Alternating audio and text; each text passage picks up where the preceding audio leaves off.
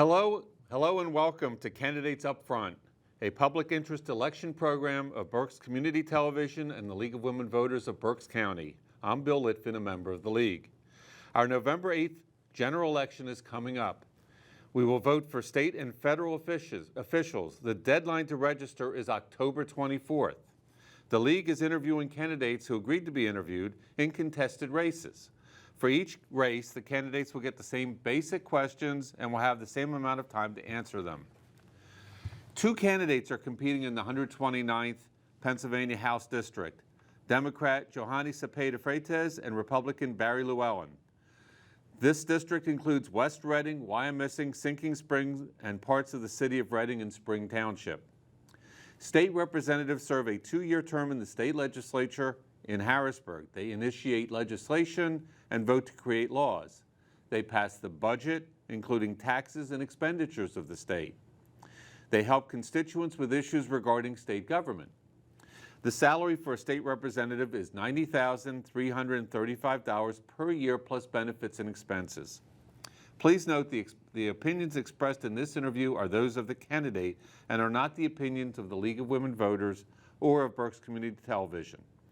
This interview is with Johanny Cepeda Freitas. Welcome. Ms. Cepeda Freitas, please tell our viewers about yourself and why you are running. Sure, no problem. So my name is Johanny Cepeda Freitas. I'm the daughter of immigrant parents who came into this country in pursuit of the American dream. My mom has taught me that education is a necessity. Knowledge is power, and everything you do, you keep bettering yourself. My dad taught me about a lot of hard work, determination, and everything that I do in life, I need to do it with love, purpose, and passion, or I don't do it at all. I'm the mother of 2 teens, a 17-year-old who just started his senior year in high school, and the mother of an 18-year-old who just started George Washington University in D.C., so super excited for both children and their career paths. I'm the wife of a former ASME union president, so learned the value about fighting for equal pay, equal rights, working families. And also, when I met him, I was fighting to protect our water asset. And so we aligned ourselves in our goals and paths and ambitions. I also am a small business owner. I've been owning Mi Casa Su Casa in the city of Reading for, going on 16 years now. I'm very community engaged. I also serve on Reading City Council, currently as president. So very in tune to my community, very involved. I care, and therefore I'd like to serve in the capacity, and I look forward to becoming the next state representative for the 129th and serving a larger demographic and district. You are a Democrat. What draws you to your party? So my values, my belief system, my work ethic, my passion is very much in alignment with the Democratic Party. We care about all people, regardless of where they come from. We keep religion out of our decision making. We're very concerned with helping, supporting, and building our community versus dividing it and breaking it apart. Are there things about your party that you are not comfortable with?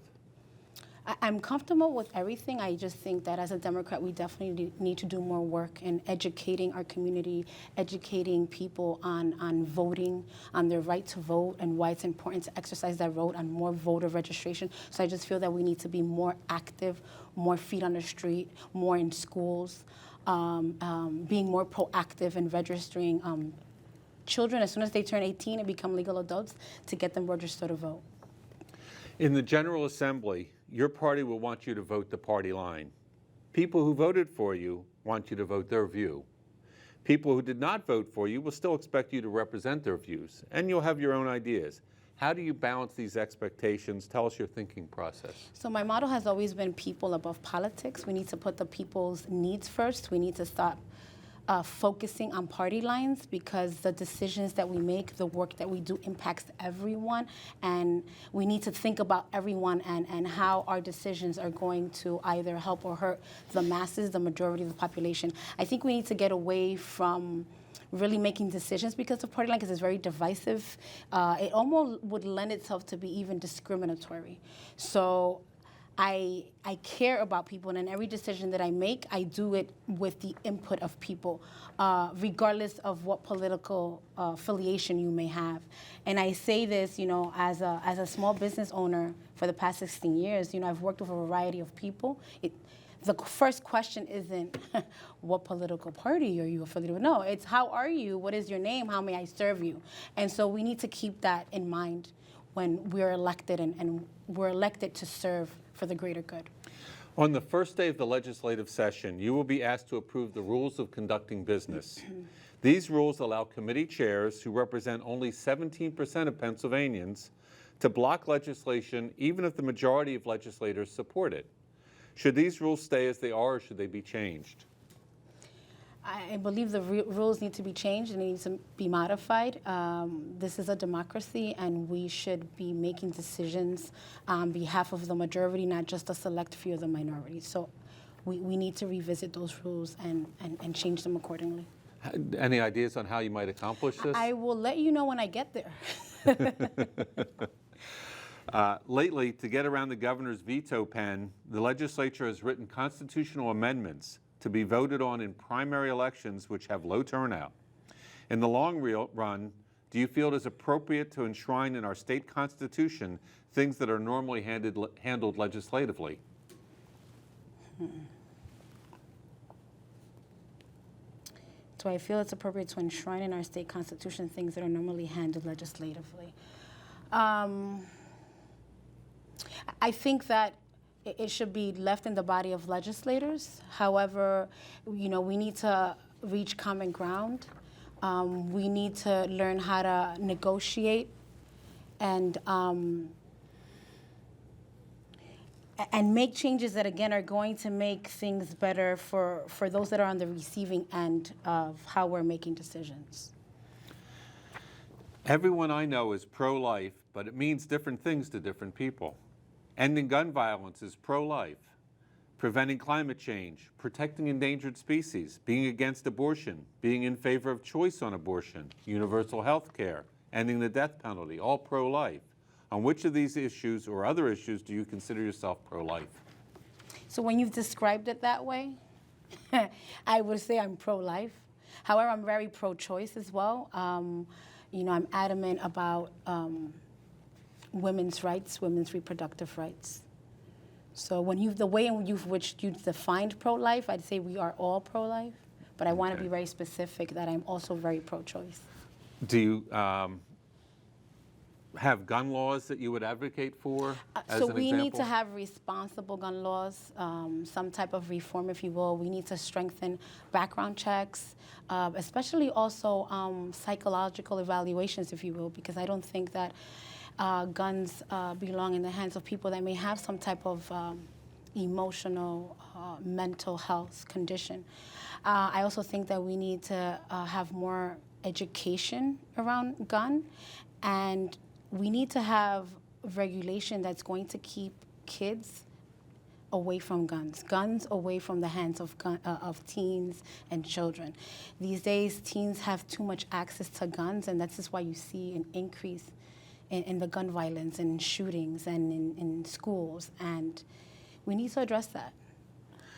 Pregnancy is not benign. In the United States, for every 100,000 pregnant women, 23.8 die during or soon after pregnancy. This is much, much higher than other developed nations. It especially hits minorities and rural women.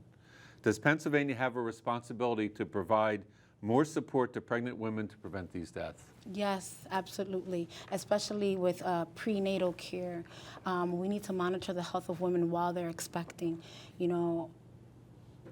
Unfortunately, this is almost very emotional for me because my first time when I was expecting, unfortunately, when I got to the hospital to deliver, and I was already 8 months pregnant, the attention, I wasn't being attended to. I had an urgent matter, and unfortunately, I had a stillbirth. And I feel that had I been properly monitored throughout my pregnancy, maybe some of the issues like preeclampsia, high blood pressure, like these things would have been detected if I would have had the best care or the most attentive care. And then even while that happened to me, this was in the state of New York, in New York City, it just left a very, obviously, bittersweet taste in my mouth, a trauma that, when I speak to women and when I see that they're expecting, I kind of, share my experience because I wouldn't want that to happen to anyone. It's a hurtful, very devastating experience. And so yes, and yes, Pennsylvania has a responsibility to provide more support. Do you think there should be like a pregnant women. Family Leave Act? Yes, absolutely. It's such a tender, fragile responsibility when you're carrying life, and then you're expected to work unless you're in a woman's body and you know what it's like to carry a baby in your body, you can't relate. And so we should be more accommodating and more flexible, especially in the workforce. And again, at the time when I lived in New York City, I had to get on trains, I had to get on buses, I had to walk, but I was still expected to fulfill my responsibilities in the workforce. And I actually worked till the very end until it was time for me to go to the hospital. And I think that we need to be more mindful of women who are carrying and expecting, because raising a child is a fragile thing, and we want to support life, right? Right. In that sense. So.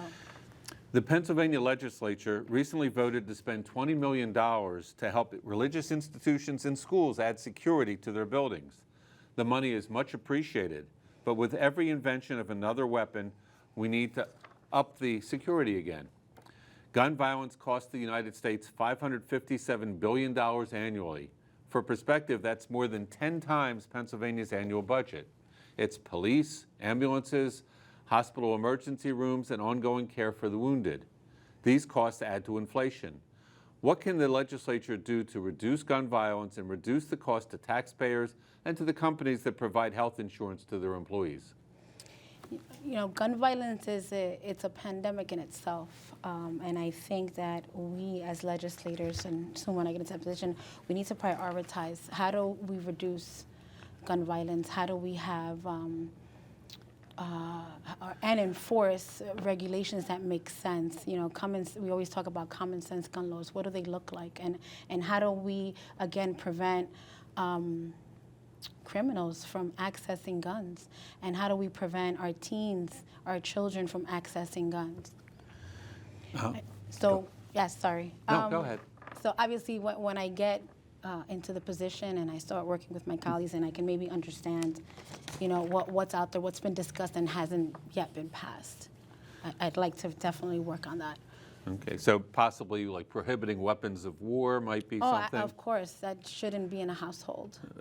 Requiring training and safe storage? Yes, training, also education, yes, safe storage. Okay. Berks County is 50% agricultural. We know growing seasons have changed. So far this summer, Pennsylvania has been spared the massive destruction of wildfires and floods occurring in some other states. But storms are more destructive, and we have drought.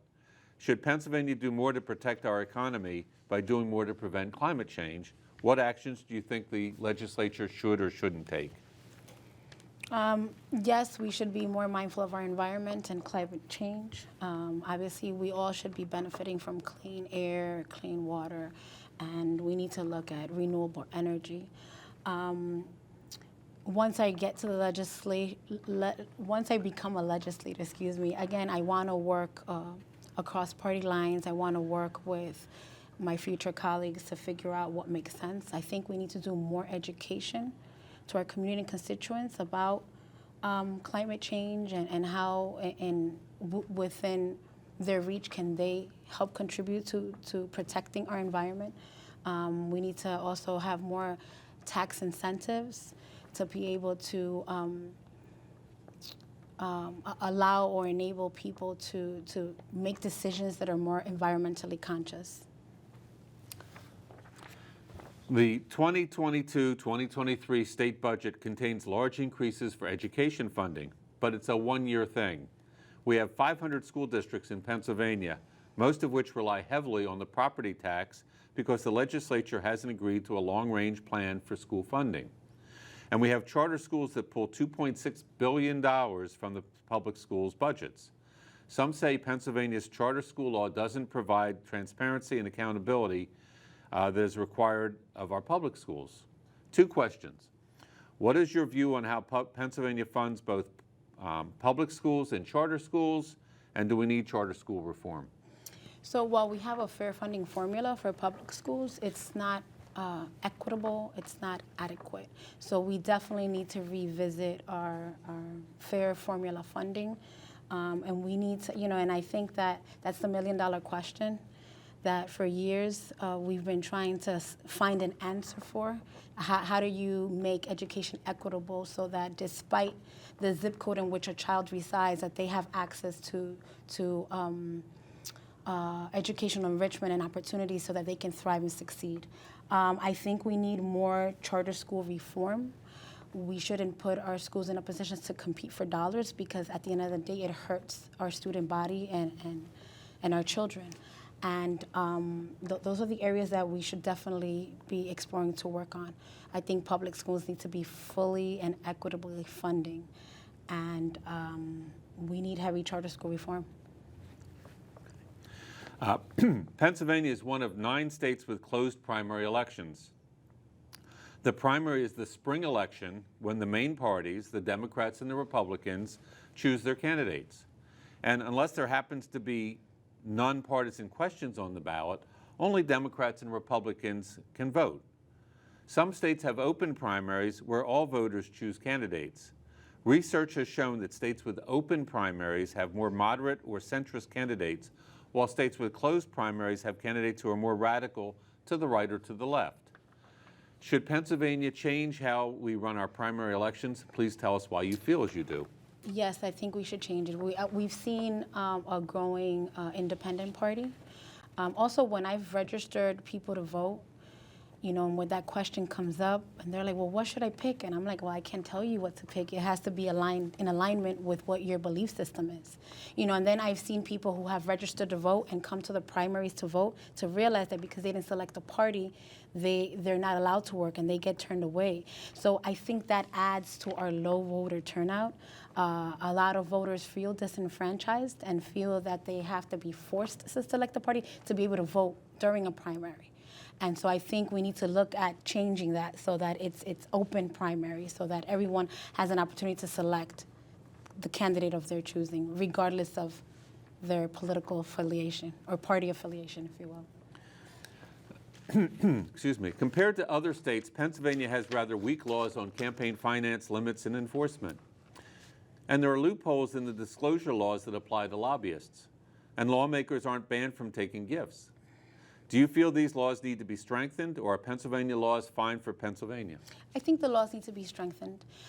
It could lend itself to, and unfortunately we've seen the whole pay-to-play schemes that's happened in our local government and in places such as Allentown. And I think that, we don't ever want a legislator to be influenced by who they're receiving donations from or campaign contributions from. So I think that we need to be revisiting these laws and find ways that we strengthen them to make them very transparent and very honest. Pennsylvania's election law is out of date. In the past 3 years, there have been hastily made legislative changes that didn't work out the way some legislators thought they would. We've had disagreements and court suits on how these hastily written laws should be interpreted. We've lost election officials because the job became so stressful due to constant changes. Certainly, there is a more reasonable way to bring our election code up to date. What kind of changes, if any, would you like to see in our election code?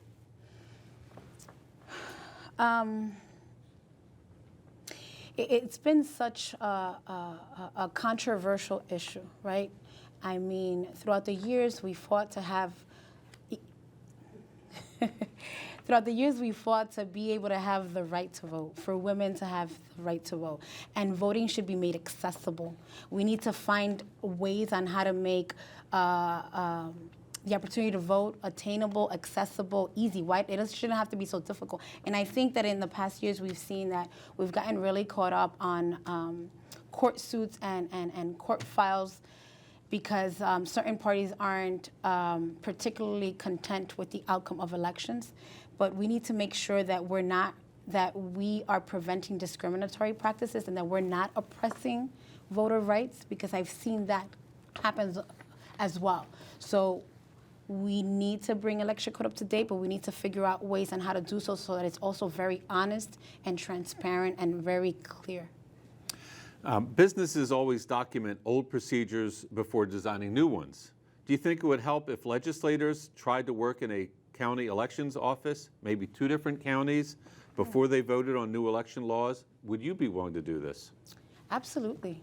I think we need to try different things. I think that, we have so many experts in the field, and I think we need to start calling on them and bringing those experts to the table. And I agree. Why not? I think that would be a great opportunity for legislators to kind of get into the field, spend some time, and maybe help identify the difficulties so that we can find the permanent solutions.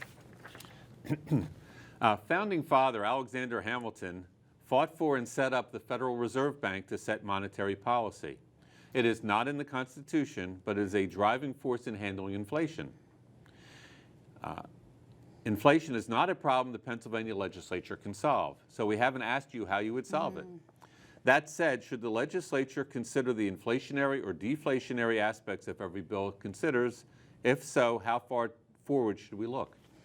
I think that's a great point. I think that because when we're passing legislation, obviously it's going to affect people. It's going to affect our community. It's going to affect our environment. It's going to affect how we live. And so I think that would be something to be considered. We should consider inflationary or deflationary aspects of every bill. I would look forward to work on that and figure out how you determine that as you're working through legislation and deciding on how to pass these bills. We have 3 minutes left. Would you like to make a closing statement? Sure. So make sure that if you have not registered to vote, you do so immediately. Elections are on November 8th. My name is Johanny Cepeda Freitas. I have always been a servant leader to my community and beyond. I care about you and everyone who lives in my district, and I will always make decisions that are going to benefit the greater good. I look forward to your support. I encourage you to please, again, I can't stress enough the importance of you to be able to vote. That is how you select people that are going to make decisions on your behalf. So please vote for Johanny Cepeda Freitas. You will always have a seat at the table. This race isn't so much about me, the individual, but it's about us and those that I'm going to be elected to represent. Thank you. Thank you, Ms. Cepeda Freitas, for sharing your views with us. Viewers, please remember there is another candidate for the 129th Pennsylvania House District, Barry Llewellyn. You can see that interview on BCTV's website or YouTube page. To check your voting status, please go to vote.pa.gov. You can register, change your party, locate your polling place, or apply for an absentee or mail-in ballot. The deadline to register is October 24th. Do not wait for October 24th. Do it as soon as possible. The deadline to apply for a mail-in ballot is November 1st. Again, do it as soon as possible, please. Then check the League's online voter's guide, vote411.org. It's on your screen right now, to confirm your new voting district and get more information on the candidates. Or contact Berks County Election Services, elections@countyofberks.com, 610-478-6490. And again, it's on your screen, 610-478-6490. Thank you for watching Candidates Up Front. I'm Bill Litvin. Good day.